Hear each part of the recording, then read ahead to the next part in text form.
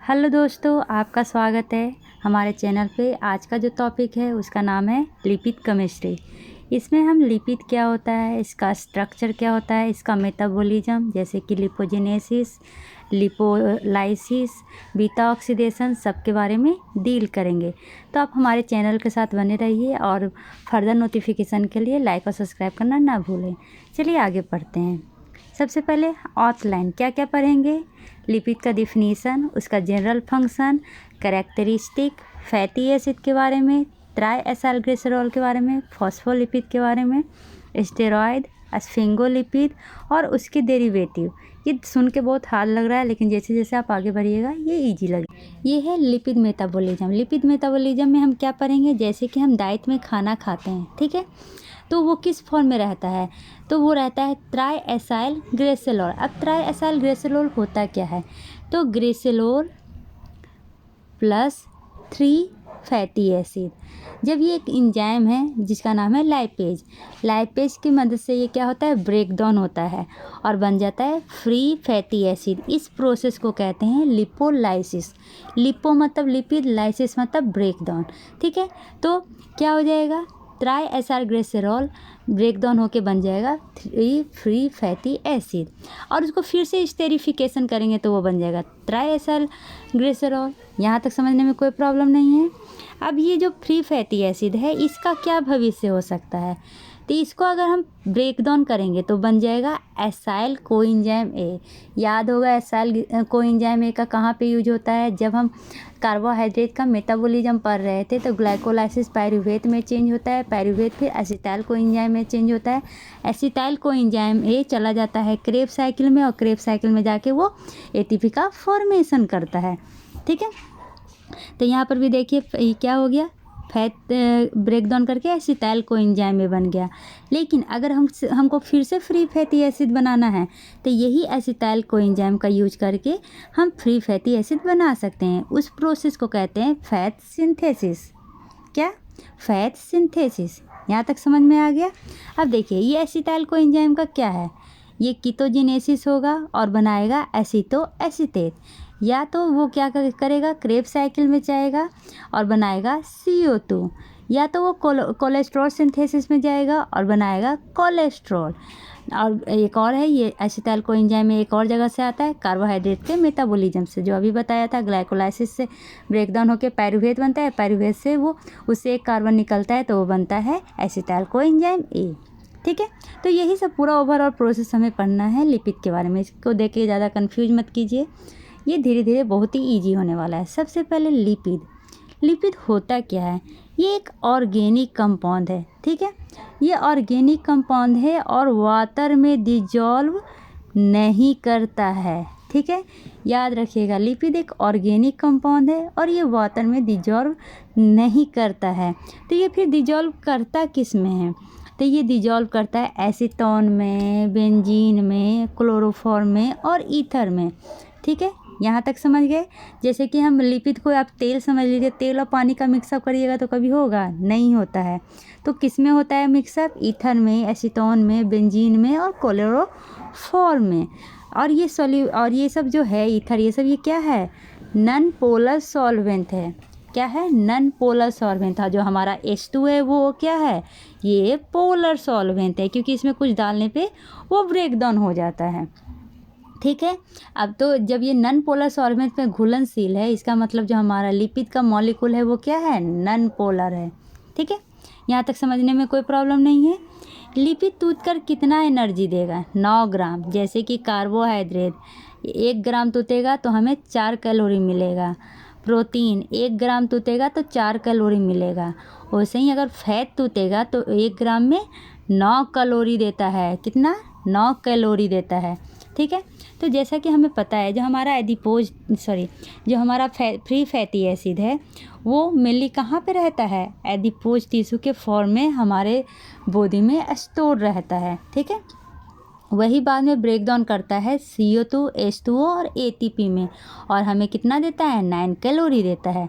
तो अगर पूछेगा कि ये लिपिड पाया कहाँ कहाँ जाता है, तो ये मेनली एब्डोमेन में जो फैट होता है, हमारे थाई में फैट होते हैं, जहाँ पर भी फैट होता है वहाँ पर। तो मेनली ये सेल मेम्ब्रेन में ज़्यादा पाया जाता है। तो मेजर सेल मेम्ब्रेन का ये क्या है, कंपोनेंट है। तो अगर पूछेगा सेल मेम्ब्रेन का जो लिपिड कंपोनेंट है उसका क्या क्या नाम है, तो पहला हो जाएगा फॉस्फोग्लिसराइड, दूसरा हो जाएगा स्फिंगोलिपिड, और तीसरा कोलेस्ट्रॉल। सबके बारे में एक एक करके पढ़ाऊंगी, स्टार्टिंग में ही टेंशन लेने की ज़रूरत नहीं है, ठीक है। सबसे पहले हम फ्री फैटी एसिड का लिपिड का फंक्शन पढ़ते हैं। जैसा कि आपको पता है ये क्या देता है, कैलोरी देता है, और कैलोरी हमारे शरीर में क्या का काम करता है, फ्यूल का काम करता है, एनर्जी का काम करता है। तो ये क्या है, मेटाबॉलिक फ्यूल है हमारे बॉडी के लिए।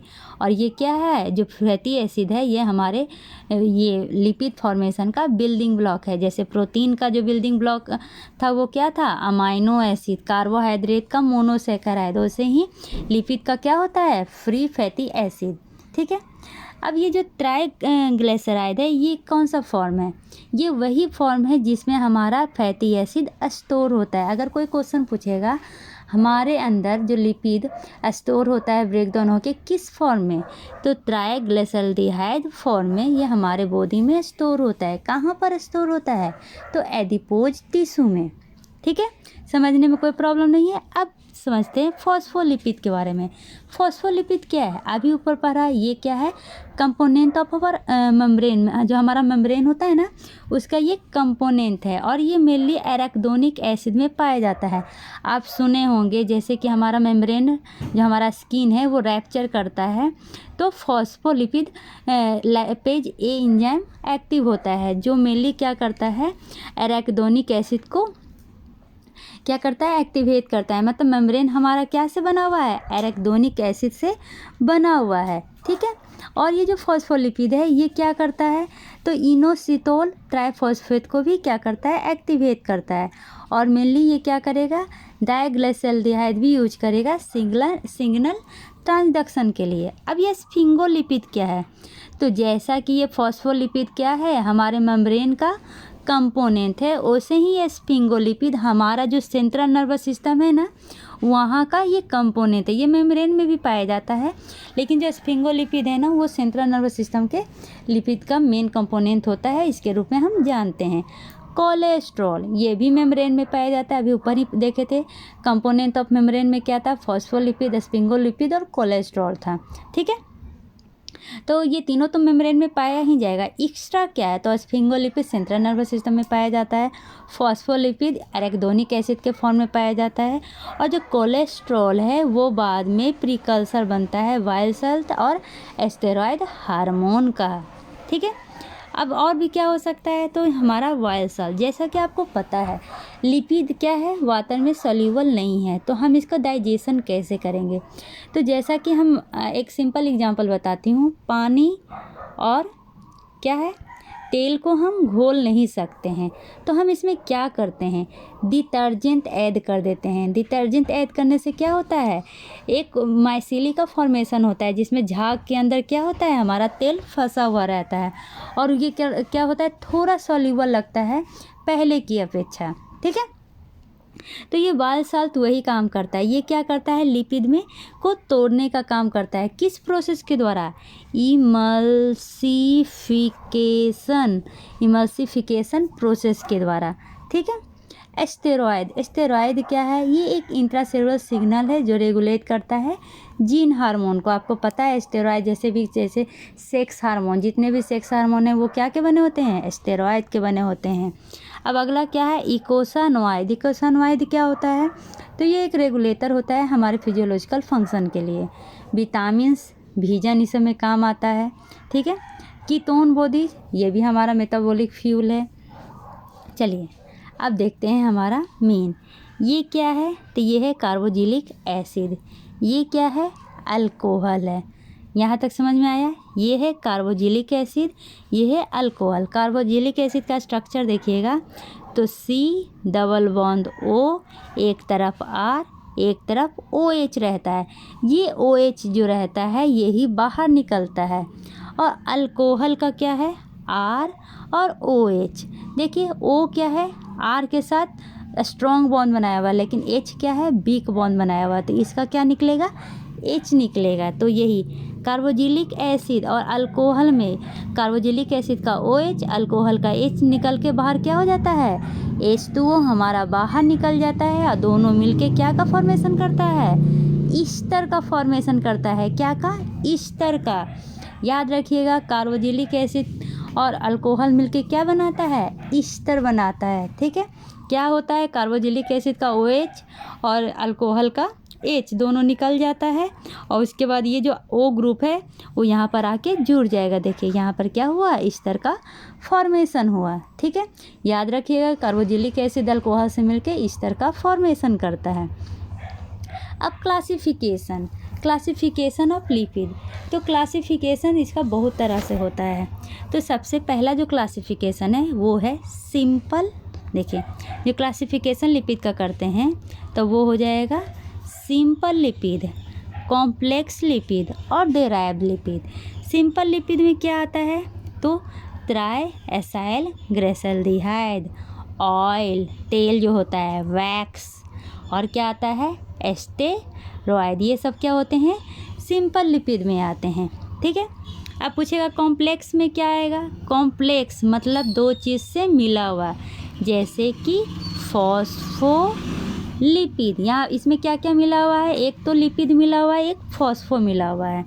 दूसरा ग्लाइकोलिपिड, इसमें क्या मिला हुआ है, एक ग्लाइकोजन है और एक लिपिड है। ठीक है, तो ये कॉम्प्लेक्स है। अब डेराइव्ड पूछेगा मतलब किसी से आया हुआ। ठीक है, जैसे विटामिन्स, हार्मोन्स और फैटी एसिड। समझ में आ गया। अब सबको एक एक करके एक्सप्लेन करती हूँ। सिंपल लिपिड मतलब जो ईस्टर और फैटी एसिड रहेगा ना, वो बहुत ही छोटा रहेगा। ठीक है, तो इसमें फैट आते हैं, वैक्स आता है। तो फैट में कौन, ऑयल, वो भी लिक्विड स्टेज में। वैक्स में कौन, नन, यहाँ पे क्या लिखा हुआ है, higher molecular weight monohydric alcohol, जिसमें एक अल्कोहल रहता है, वो वाला वैक्स। ठीक है, क्योंकि सिंपल कह रहा है तो बहुत सारा तो अल्कोहल होगा नहीं। यहाँ तक समझ गए। कॉम्प्लेक्स मतलब दो चीज़ का बना हुआ। ठीक है, तो इसका एग्जांपल आपको बता दिया था, फॉस्फोलिपिड, ग्लाइकोलिपिड और लिपोप्रोटीन। ठीक है, ये लिखा हुआ है फॉस्फोलिपिड, ग्लाइकोलिपिड, स्पिंगोलिपिड भी हो सकता है, क्योंकि एक स्पिंगो है, फॉस्फो है, लिपिड है। कॉम्प्लेक्स में तो कुछ भी हो सकता है। ठीक है, यहाँ तक समझने में कोई प्रॉब्लम नहीं है। कॉम्प्लेक्स लिपिड में ये बता दिया, सल्फोलिपिड भी हो सकता है, अमाइनोलिपिड भी हो सकता है, कुछ भी रहे। लिपिड के अलावा एक एक्स्ट्रा चीज़ और है, एक या दो, एक से ज़्यादा, लेकिन एक ज़रूर रहना चाहिए, तब ये कॉम्प्लेक्स लिपिड कहलाएगा। ठीक है, डेराइव्ड लिपिड जो डेराइव होके बनता है, जैसे कि फैट सोल्यूबल विटामिन्स। ठीक है, चलिए अब फैटी एसिड के बारे में पढ़ते हैं। तो फैटी एसिड के बारे में पढ़ने के पहले हम इसको